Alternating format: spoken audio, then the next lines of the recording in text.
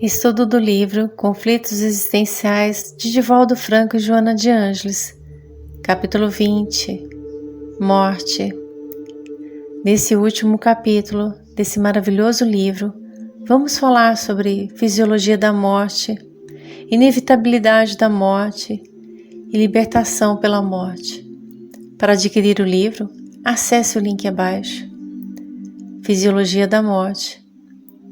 A biologia define a morte como a ruptura dos procedimentos vitais para o desenvolvimento celular.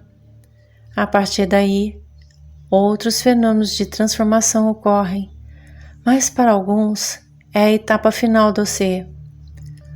Joana de Ângeles nos chama a atenção para a complexa máquina orgânica que atua na transformação incessante de aproximadamente 70 trilhões de células que compõem o corpo humano, sendo que a cada segundo morrem 30 milhões de hemácias que são substituídas por outras, e a memória das células busca manter o ritmo até o momento quando, por fatores diversos, ocorre a multiplicação desordenada, dando origem aos tumores.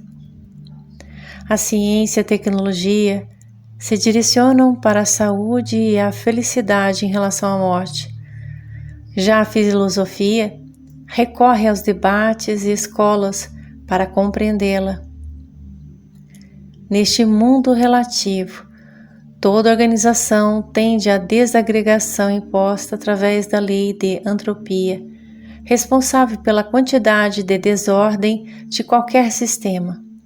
Dessa maneira, toda forma organizada marcha para o caos, segundo Joana de Ângeles. O corpo humano não é exceção, e nas etapas como nascer, viver, morrer, se aprimora em harmonia, da mesma forma o espírito. A autora espiritual explica o caso das plantas que, ao serem danificadas por uma tormenta, ressurgem com mais força. Do mesmo jeito, o organismo, que tem suas moléculas novamente reunidas para outras formas, tornando aparente o processo de definhamento do organismo pela consumpção. Não há aniquilamento. O que importa é como a existência física é vivida, mediante a conscientização de cada momento, adornando com beleza e alegria. O temor da morte é o resultado de herança de ancestrais, de pavores ligados às forças ocultas da natureza, o medo das eternas punições, bem como o receio ao enfrentamento da consciência, ou pelo materialismo, que a considera como apagar da memória, da inteligência, ou destruir da razão. Dessa maneira, o retorno ao nada.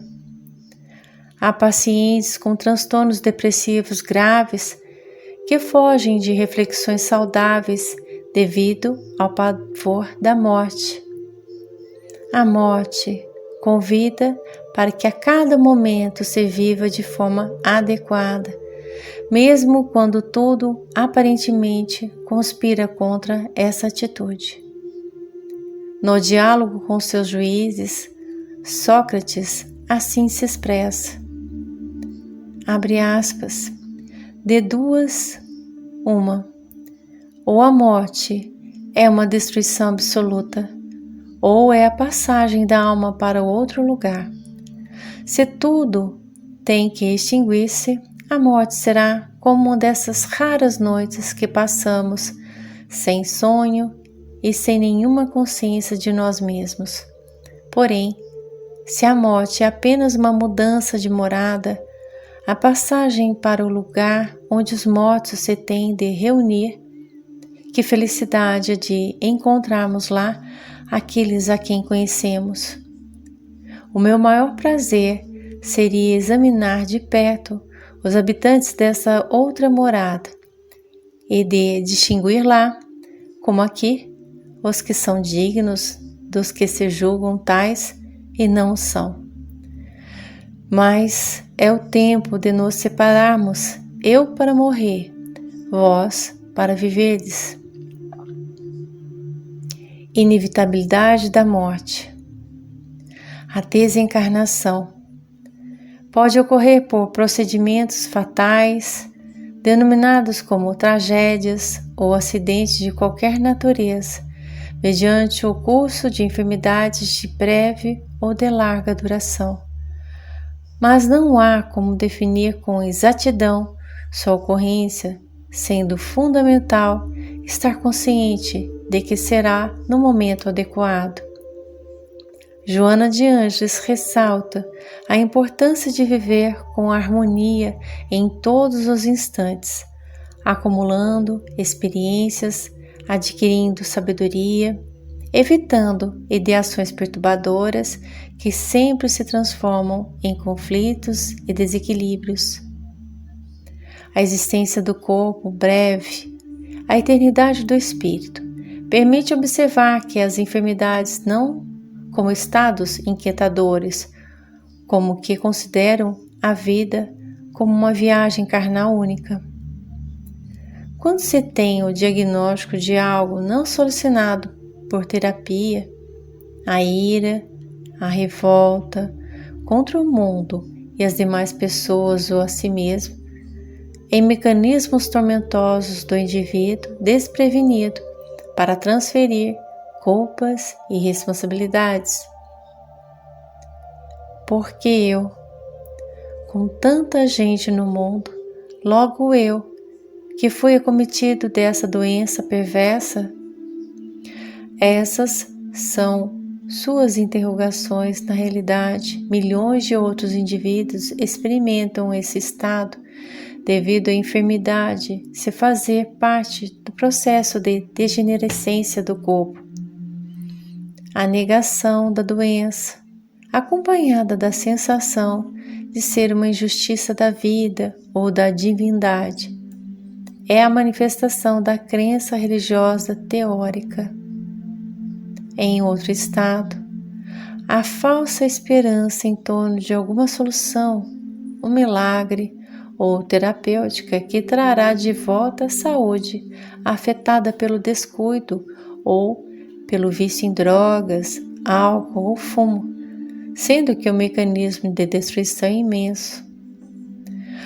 A autora espiritual alerta de que desvincular-se do vício não proporciona recuperação dos tecidos gastos, daqueles que foram destruídos, dos danos causados de maneira irreversível. Apenas faculta alguma sobrevida assinalada pelo sofrimento, pela amargura que provém do arrependimento tardio. Há promessas de mudança de comportamento moral e mental, de que, havendo uma modificação daqueles que estão cometidos pela situação da morte, esta não terá o seu curso natural. Contudo, sem transformação conforme esperava, o desânimo se apossa do paciente, que entra em depressão e mágoa, enquanto, silenciando e fechando-se em angústia, como se essa atitude pudesse trazer-lhe conforto e libertação. Quando há o despertamento para a realidade, o paciente é conduzido com resignação para o processo natural de libertação da existência, inspirado pelos espíritos guias.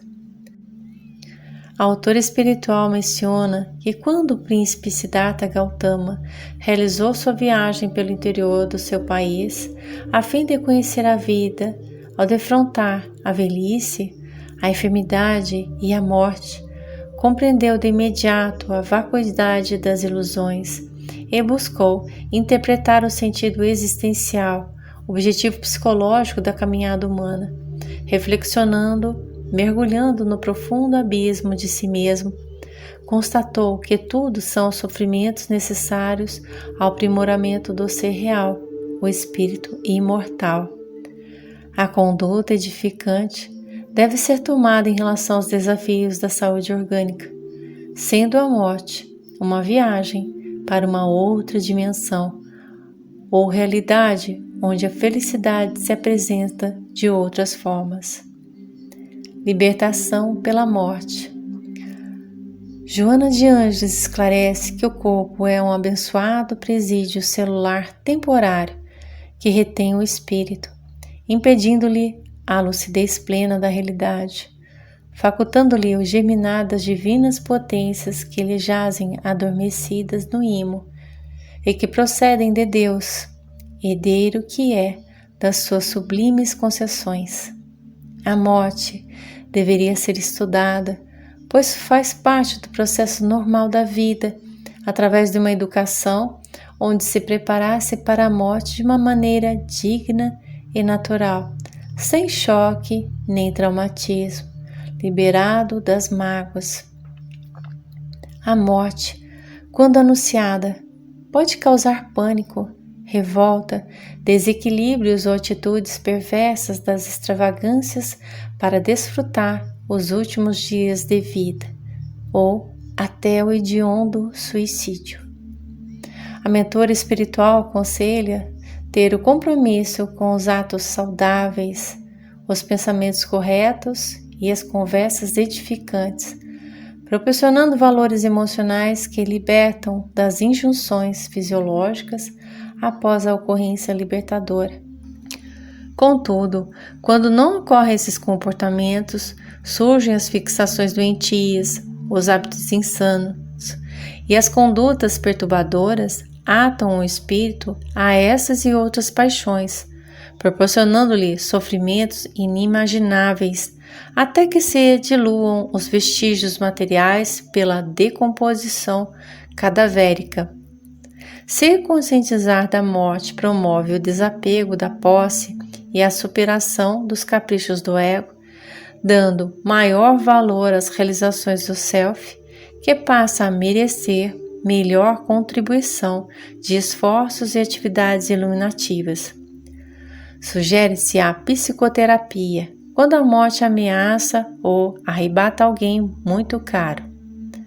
Joana de Ângeles finaliza mencionando que, ao livrar-se do medo da morte, o cidadão avança pelos rios do destino na barca da autoconfiança, desbravando os continentes existenciais com alegria, sem qualquer tipo de limite, porque o seu horizonte é o infinito para onde ruma.